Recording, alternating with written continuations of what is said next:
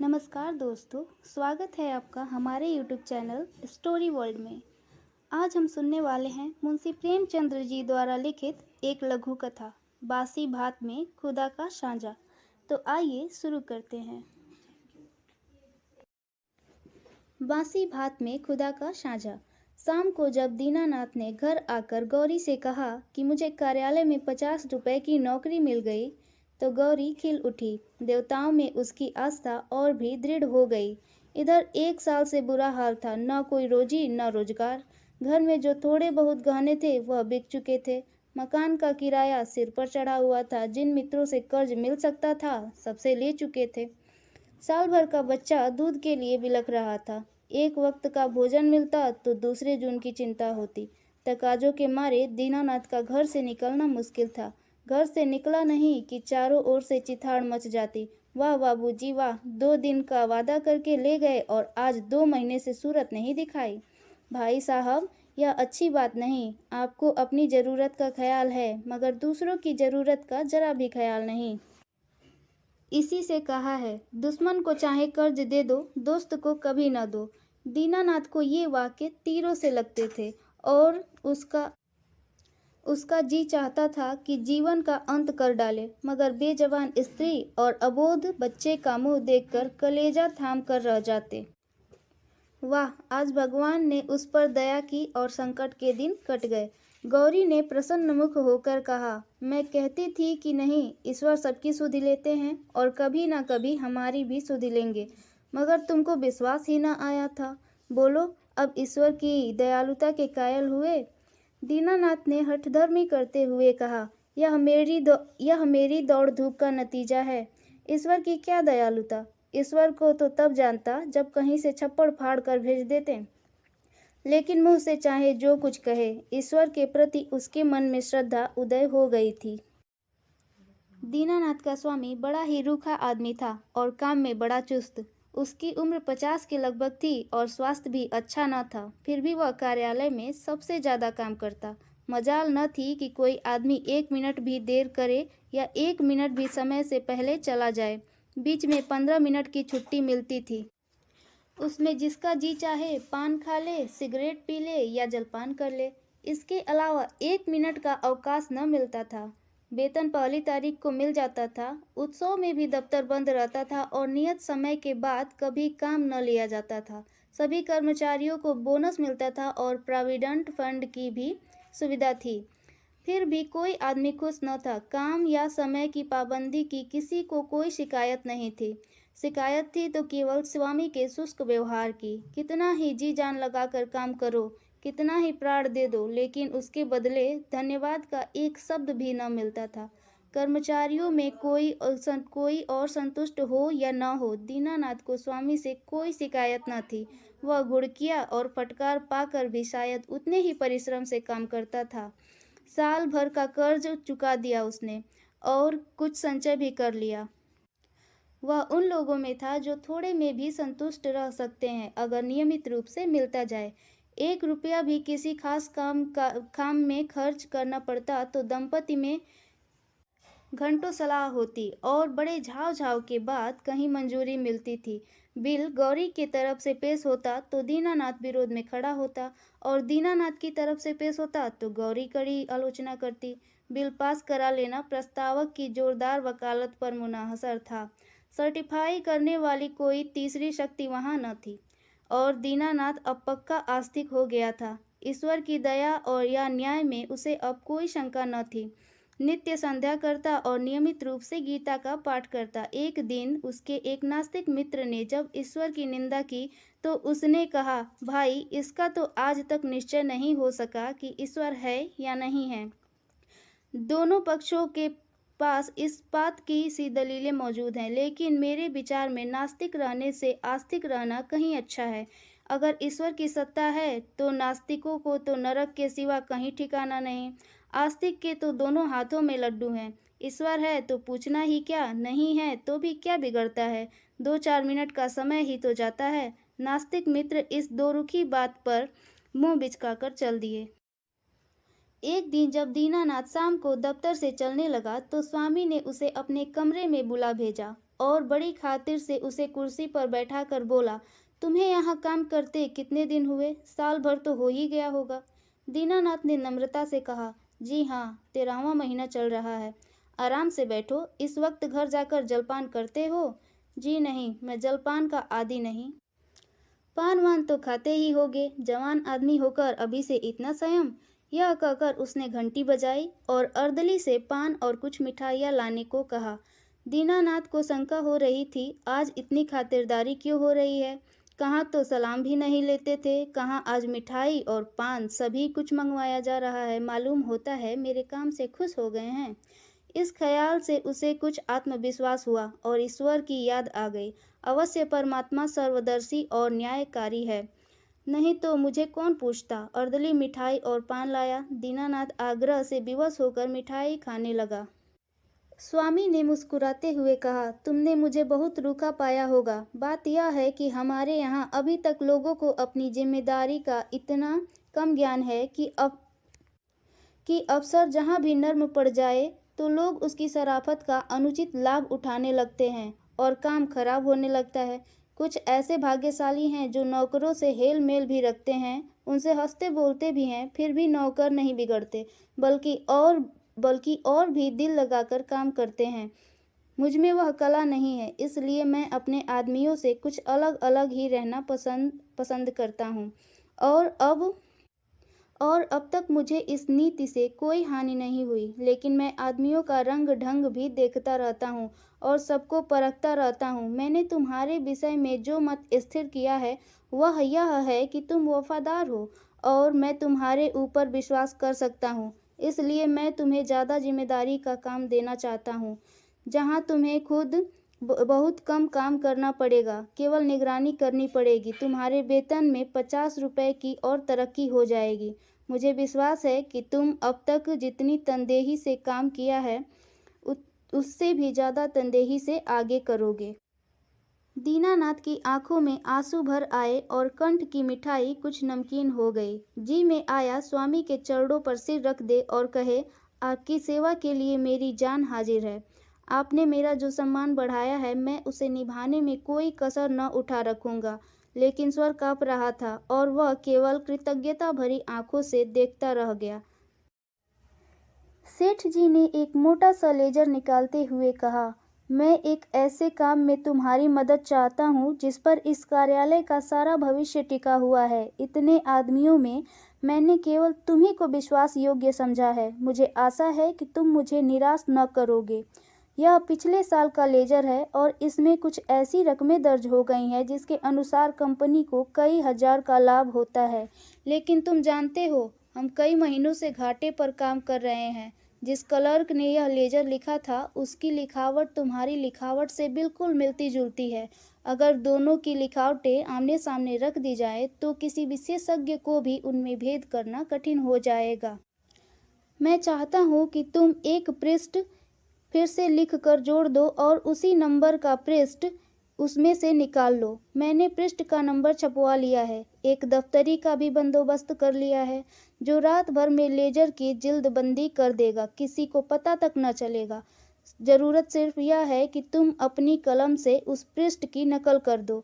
दीनानाथ ने शंका की, जब उस पृष्ठ की नकल ही करनी है तो उसे निकालने की क्या जरूरत है? सेठ जी हंसे, तो तुम क्या समझते हो, उसी पृष्ठ की हूबहू नकल करनी होगी? मैं कुछ रकमों में परिवर्तन कर दूंगा। मैं तुम्हें विश्वास दिलाता हूँ कि मैं केवल कार्यालय की भलाई के ख्याल से यह कार्यवाही कर रहा हूँ। अगर यह रद्दोबदल न किया गया तो कार्यालय के 100 आदमियों की जीविका में बाधा पड़ जाएगी। इसमें कुछ सोच विचार करने की जरूरत ही नहीं, केवल आध घंटे का काम है। तुम बहुत तेज लिखते हो। कठिन समस्या थी। स्पष्ट था कि उससे जाल बनाने को कहा जा रहा है। उसके पास इस रहस्य के पता लगाने का कोई साधन न था कि सेठ जी जो कुछ कह रहे हैं वह स्वार्थवश होकर या कार्यालय की रक्षा के लिए। लेकिन किसी दशा में भी यह जाल घोर जाल था। क्या वह अपनी आत्मा की हत्या करेगा या नहीं? किसी तरह नहीं। उसने डरते डरते कहा, मुझे क्षमा करे, यह काम मैं न कर सकूंगा। सेठ जी ने उसी अविचलित मुस्कान से पूछा, क्यों? इसलिए कि यह सरासर जाल है। जाल किसे कहते हैं? किसी हिसाब में उलटफेर करना जाल है। लेकिन उस उलटफेर से 100 आदमियों की जीविका बनी रहे तो इस दशा में भी वह जाल है। कंपनी की असली हालत कुछ और है और कागजी हालत कुछ और। अगर यह तब्दीली न की गई तो तुरंत कई हजार रुपए नफे के देने पड़ जाएंगे और नतीजा यह होगा कि कंपनी का दिवाला हो जाएगा और सारे आदमियों को घर बैठना पड़ेगा। मैं नहीं चाहता कि थोड़े से मालदार हिस्सेदारों के लिए इतने गरीबों का खून किया जाए। परोपकार के लिए कुछ जाल भी करना पड़े तो वह आत्मा की हत्या नहीं है।